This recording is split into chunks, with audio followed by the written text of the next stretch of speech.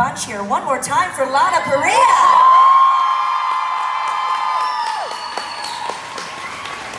Thanks. Well, quick question. Hi. That's right. From LA. Long live the Queen, he just said. Aww. Yes. Long live the Queen. Quick question Yes. from me. How are you enjoying London Film and Comic Con? How has it been for you? It's been amazing. It's been amazing. It's been hot.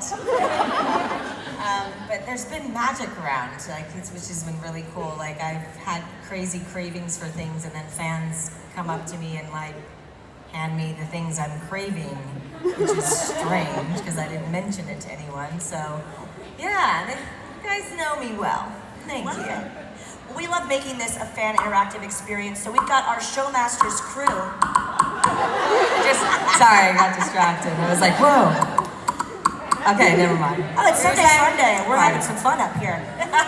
We've got our Showmasters crew standing by with microphones, so we want to get all of your questions into the beautiful Miss Parrilla. So just raise your hand. We ask that you do stand up so we can see you, and speak loudly and clearly. We've got one right over here. Thank you, ma'am. Yes. How's your trip been in London so far? I love London. I've been here many times, and it's a great city. I just love it. I've had a lot of fun. I saw you on the tube last night. How did you get away with that? Well, so the tube was 2 nights ago. Because last night I was driven home after that. Driven back to the hotel. I'm from New York, so I've been on a lot of trains and subways, and when it's really crowded, but this was really special. It was really, I felt like a sardine. It was really tight in there, and then this guy and I were negotiating on, do you want to stand there? Or I could say, well, I'll stand here for half the time, and then we can swap. So it was fun, yeah. We're gonna wait for the microphone. Thank you so much, though. We've got a lovely lady here with a question. Hi. Hi, first of all, I'd just like to say I absolutely love Once Upon a Time, and I think you're amazingly talented and really bring the character to life, so thank you for that. So basically, LFCC is an amazing time for us to meet the people we're a fan of, and I was wondering if you could meet any celebrity, who would you like to meet? Well, I've met a lot of people that I wanted to meet. I'm really lucky. There's someone I could meet now? Who would it be? I don't know. Maybe Glenn Close. Yeah. Yeah. Another question right over here. Yes. Hello. Hi. Lovely to meet you. Likewise. I have a deep question for you. So when I was watching Once Upon a Time, I was fascinated by your character, because when you would show so much anger and when you would, something would happen, I could see the pain behind your eyes. It's almost like you're tapping into some kind of past pain to show the character, and you just felt like there was some depth to your character. That it's like you were putting your own spirit into the character. Maybe like a past life, I was a real evil queen, maybe. Maybe that's what I was tapping into. Yeah? That's probably what it was. You know. You're not going to tell me, right? No. Thank you. Good question. Hi. You had so many amazing outfits throughout the whole series. Were you allowed to keep any, or were there any that you really wanted to keep and couldn't? Yes, no, maybe.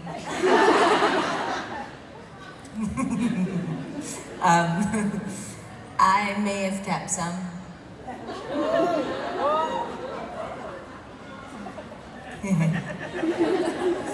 That's all I could say.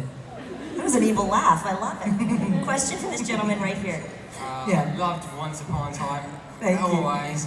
My favourite episode was the musical episode where you all sang those wonderful songs. They were fun. And your fill-in song was so fantastic. Thank But what you. was your favourite song in the whole episode?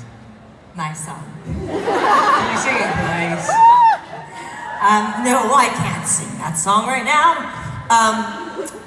No, but I do want to say something about the song. About someone who I got to play with, and just to take a moment, so I'll take a brief moment, but when I knew I was doing the musical number and the court had a whole, dance that was going with it, and I was going to be dancing with the dwarves, Gabe Kuth, whom I just need to mention, he played Sneezy, and he passed away on the 23rd of July. So I just wanted to say we love you, Gabe. And he always had a crush on the Evil Queen. And it was really cute. And I knew that he did. And so I intentionally, in the dance and the song, grabbed him and winked at him and flirted with him as the Evil Queen. And that was intentional on my part, to kind of give that to him.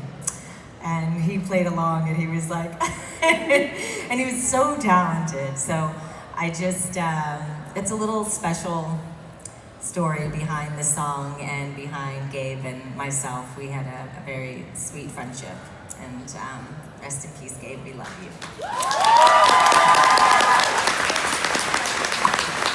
Yes. Hi, Lana. My question's also about the songs. If you hadn't sung the Evil Queen song, which of the other songs from the soundtrack would you like to have sung? Probably my sister's. I love her song. I went to visit her on set and I was singing along. It was really cute. We were all singing to everyone's songs and the whole crew was dancing. It was like, why aren't we doing more musical episodes? This is awesome. We should have, yeah. You're welcome. Question on the right here. Yes. There we go. First of all, my friend Tainá and I would like to say that we're really happy that you finally come back to Brazil. We love you so much and we are so excited about it. And my question is, even after 7 years of the show, you still have people following you and loving you. Some of your fans were too young, just like Jared, and are all grown and going to college or getting their jobs. How do you feel when you look at those fans and realize how you inspired them at some point? I'm sorry, the last thing, how do I feel when I see the girls and people going through all their How they growth? changed with the time. I love it. There's someone here today who literally talked to me about that and said, you've seen me go through law school, you've seen me go through all these changes, and now this job opportunity, and then she took it, and I've literally been along with her through every step. So, and there's a lot of you actually that update me on your lives, and I love it. It makes me feel really old, but I really love it. I'm like, how long have I known you? They're like, 7 years. I'm like, oh my God.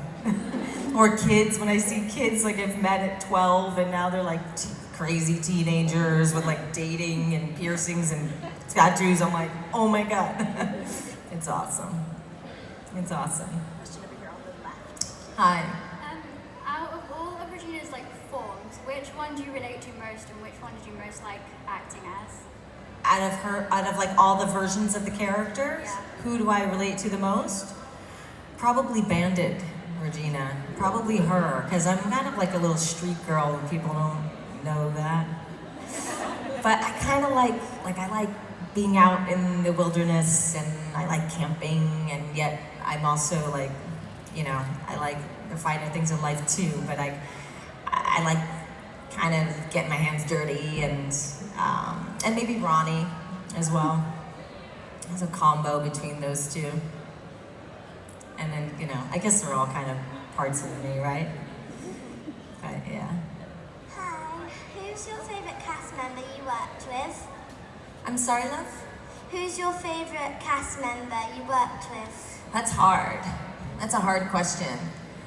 I can say I'm closest to Rebecca Mader.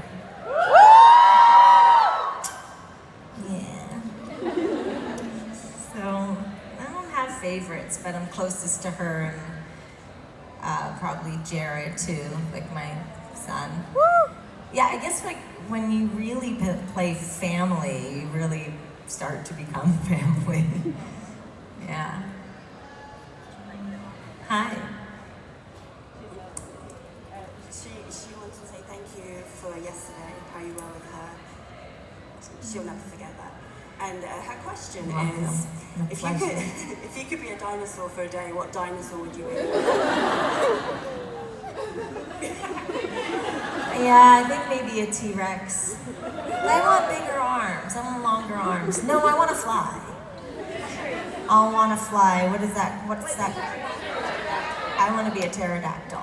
Oh shoot, I'm gonna see some weird memes later. See some like fan art with like my head on a pterodactyl body. That's gonna be. I look forward to that one. Thanks in advance. Yes, hi. Hi. Good question, by the way. This is a bit of a bizarre question, I'm sorry. That's all right. You always say you take a lot of your inspiration from things that have happened in your life through acting. And I was just wondering, there was an episode, season 2, where you were tortured by Greg Mentor and Tamara. And I hope that you've never been tortured before. So I was just wondering how you created such a realistic and powerful and quite disturbing scene, even, you know, without experiencing it. Imagination. Use your imagination. I mean, you can really envision what things are like, or look at your life and go, oh, have I ever experienced something like this? And, you know, normally I'm not ripping people's hearts out and crushing them, so it's like, you gotta make different choices, and I think acting is really about strong choices. Yeah. I love you. Thanks. What's going on over there? Oh, naughty. Hi. So, basically what I want to say is, like, obviously you're a very big advocate for the LGBTQ plus community. And as someone who's in the LGBTQ plus community, how does it feel that so many of us actually look up to you as inspiration? Because I know, like me, like you helped me come out as trans. Without you, I wouldn't have come out. That's amazing. I love it. I absolutely feel blessed because you know, it's a combination between Regina and my story. Regina was, you know, it was hard for her to embrace who she is, and the struggles that came with that, and the self-loathing, and all the things, and then a lot of beauty too, because she grew, and so she gave a lot. Her story arc gave a lot of people a lot of strength and inspired them. And then for me, it's just very normal. Like, I grew up with a lot of different people in my life. I come from a kooky family, and I mean, like, my grandparents were totally crazy in the best ways, but I think they were so open-minded, and they were so ahead of their time. And I love and support people, who they are. I don't agree with a lot of people, and can't talk about politics. It gets really ugly. Sometimes it's fun, sometimes it's not. But I focus on the person, and that's who I end up loving. Yeah.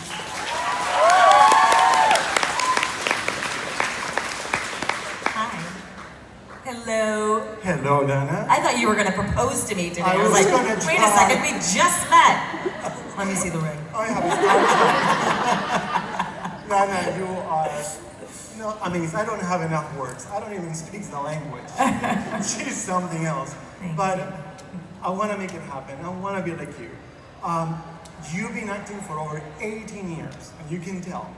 You struggled so much, and you did it. What was the hardest challenge you ever had in this lapse? Not giving up. That's the hard challenge, because I can't tell you how many times I've been rejected. I mean, you get rejected more in the industry than you get jobs. You just do.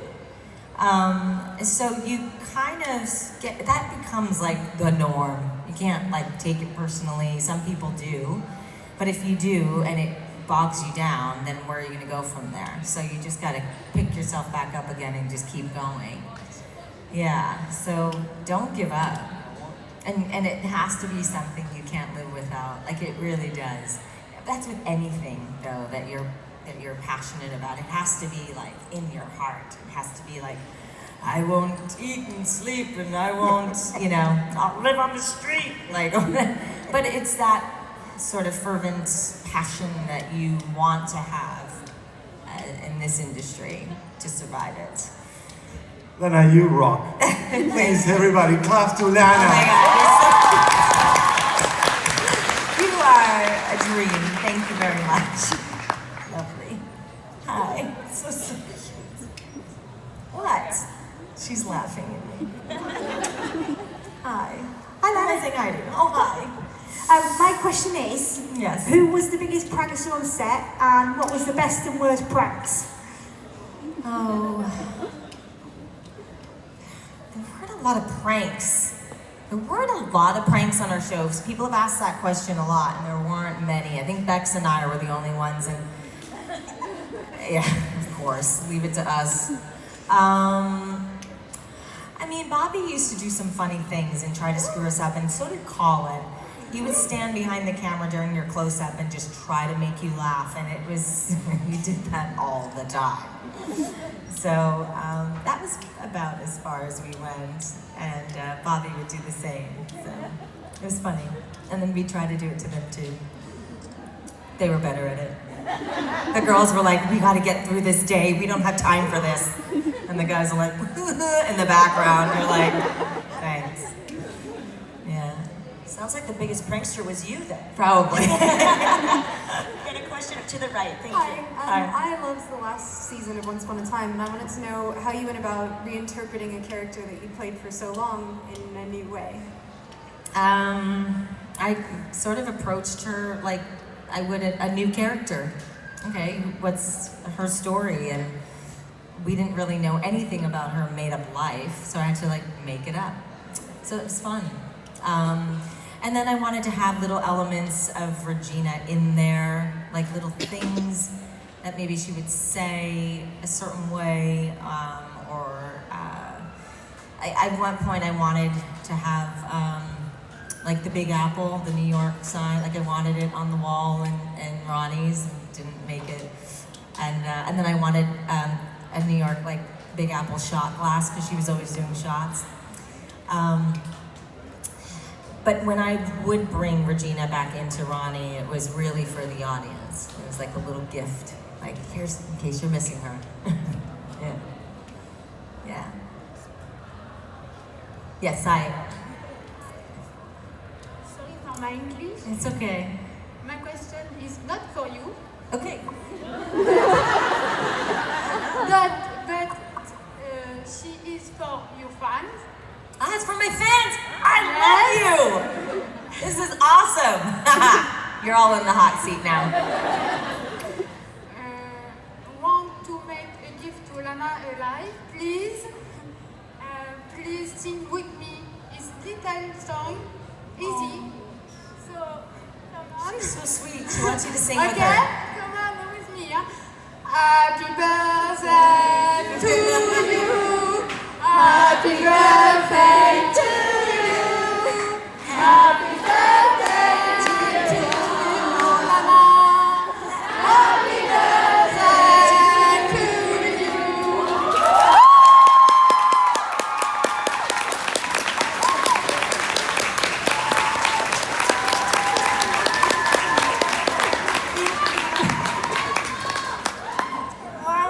Hi. Guys, thank you so much. I was sick on my birthday this year, so I was in bed.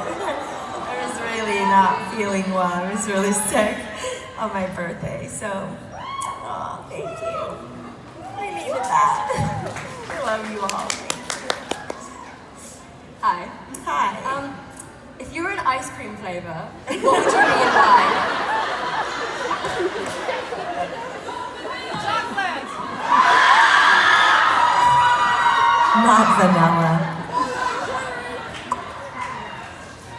I would be like a chili caramel, salty,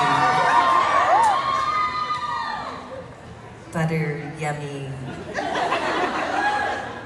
creamy, deliciously yummy ice cream. So that made no sense, but something along those lines. It has to have spice and it has to have some sweetness, because that's me. I'm a little firecracker. So a little spice and a little sweet. Chili, chocolate, caramel, crunch. chili chocolate caramel crunch.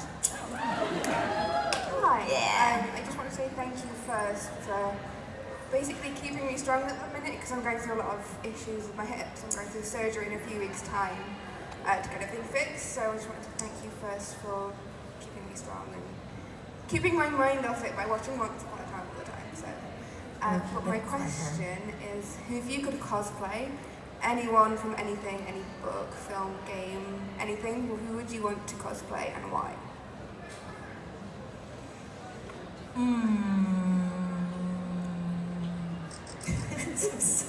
No. Maybe. No. Maybe like, I don't know. I feel like it would have to be like something from the jungle. So like a character from the jungle. Who's from the jungle? Thought about Jane. I thought about Jane. It's Jumanji.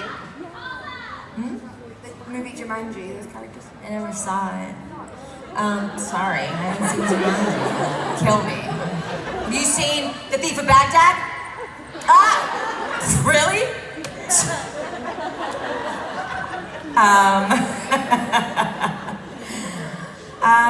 Maybe Jane. I'm not, you know, the first one that came to mind, do you really want to know what it was? The first one was Elvira. Because as a kid I watched her, you know, as a kid I watched her and I was like, how do her boobs do that? Like I was so impressed with her boobs, I was like, I want those. I'm still waiting, but maybe her. I feel like I've done a version of that anyways, Evil Queen, but. There's also Catwoman. Catwoman! Yes! Thank you. See, your brain's a lot faster than mine right now. Yeah, okay, thanks for giving me my answer. Catwoman. Yeah, I like to fight too, like. I'm not filming. Yeah. Yeah. Hi. My question is, if Once Upon a Time was like not PG and like 15 and that, what kind of scenes would you like to be in the show? All those that you guys are thinking about? Sure, why not? I'm edgy. I'm a really edgy person. People don't necessarily know that because Disney. Yeah. Yeah, so then, yeah. So maybe some Swingtown scenes. Love you. That's a really interesting image with the Evil Queen. Tom Decker. They used to do that in television, a lot of sitcoms. They would have like whatever network it was, like on Happy Days, and they would have like Laverne and Shirley come visit, and they would do stuff like that a lot on the television and with our shows like back in the 80s and stuff. So it would be really cool. I always wanted that to happen on Once Upon a Time, to have like some other characters from other shows come and appear on our show, but as their character from their show. That never happened. All right, I'm gonna start writing. Don't worry, it's gonna happen. We'll create our own shows. Yes, who am I looking at? I'm looking at 5 people. Okay. Oh, hi. Hi. I just wanted to ask you, how is your dog Lola? How is she doing? Everyone has asked me about Lola now, and I'm worried. Because to me, I'm like, what do you mean? She's fine. So Lola, Lola and I have a very deep relationship, and she knows that these months when I do these conventions, they're hard. And it's hard for her because, well, it's not hard for her. It's hard for me because I'm away from her. For her, she goes up to Vancouver and I fly her up there and she plays with all of her friends and she's the leader of the pack.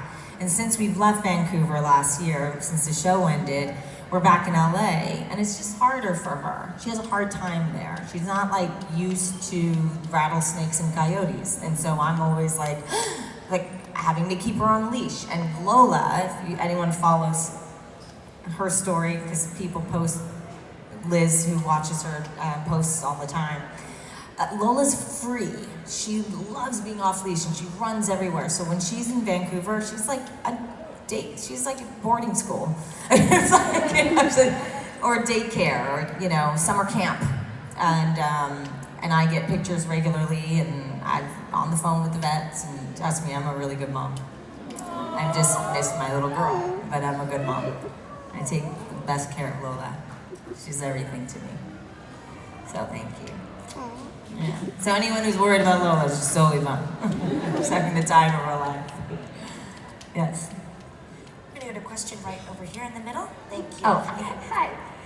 My question today is about Windfall. I was wondering what it was like shooting Windfall, because watching it was breathtaking and beautiful, but also I didn't stop crying from the first episode till the very end. I never stopped crying. I actually asked in like the 10th episode, I'm like, am I ever gonna have one episode where I don't cry? And she said no. Same thing in Swingtown. Is there gonna be one episode where I'm not in a bathing suit? I think there may have been one, maybe. I was probably wearing nothing at some point on that show, but yeah, it was a total woo show. Yeah. Wait, what was the question? Just so it wasn't like, was it sad or was it a fun set and it just came off dramatic? And yeah, I mean, yeah. Thank you. I felt like I answered the question already. Thank you. Right here to the right. Yes. Hi, so Hi. my name's Briar. I'm in a WhatsApp group with loads of evil regals. They want to ask you, what was it like working with Robbie Carlyle when the Evil Queen and him kind of had a little thing? Strange. Because you two were very close. And my question is, I think what helped Regina become a better person was earning forgiveness from everyone. And unfortunately in life, not everyone gives you forgiveness. So what advice would you give to someone who is trying to better themselves when they're kind of in a bad place, or they're with people that aren't supporting them? What advice would you give them? I think if the people that aren't supporting you are dangerous to your well-being, then maybe you should rethink the relationship. I think if they're not contributing to your happiness, maybe you should rethink that relationship or set really firm boundaries. And what did I think of? And then to add on to that, I think you'd find a supportive friend. Have at least like one or two people in your life that do support you. And you know, families can be challenging. You don't pick them. And there are members of my family that don't get me, and you're just like, I don't, you know. But with other people that you choose to have in your life, you can, and even with family, you can set boundaries. I just set boundaries. And then working with Bobby in that intimate way was strange, because we were friends for so long, and I was like, oh, now we're kissing. But it's also safe, because we're friends. So